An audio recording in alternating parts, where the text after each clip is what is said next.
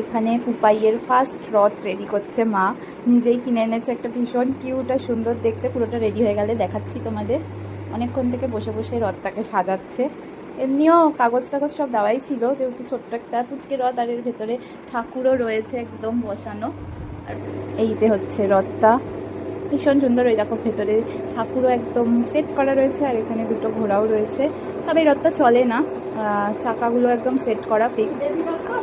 হ্যাঁ, বেবি রথ তো, বেবির জন্য ভীষণ সুন্দর দেখতে। তবে এটার একটা অ্যাডভান্টেজ, এটা রেখে দিতে পারবো, ওকে পরেও দেখাতে পারবো যে তোর জীবনের ফার্স্ট রথ এটা। আর এখানে মাই সব সাজাচ্ছে, ভাই ওগুলো কিনে এনেছে।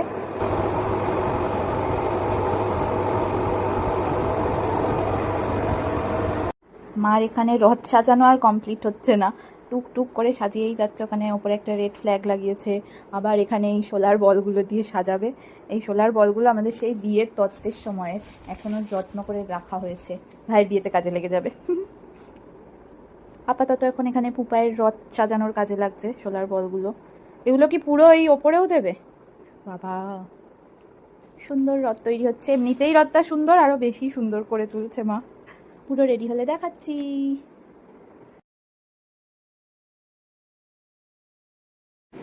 আমাদের পুপাইয়ের ফার্স্ট রথ রেডি। মায়েরটাকে খুব সুন্দর করে সাজিয়েছে। তো এটা হচ্ছে ফিনিশিং লুক। এই যে চারদিক দিয়ে ওই কালারিং পেপারগুলো এরম রাউন্ড রাউন্ড করে দিয়েছে, আর বলগুলো তো সাজাচ্ছিল সবটাই দেখেছো। আর ওই যে জগন্নাথ দেখতে পাচ্ছ, জগন্নাথ, বলরাম, সুভদ্রা। আর এখানে এই গোল্ডেন রিবনটা দিয়েছে, এটা ধরে কালকে টানবে, জানি না কতটা কি টানবে, ও তো এখনো কিছুই বোঝে না। যাই হোক, এটা সবটা একটা স্মৃতি হয়ে থাকবে ওর। কেমন লাগলো জানিও।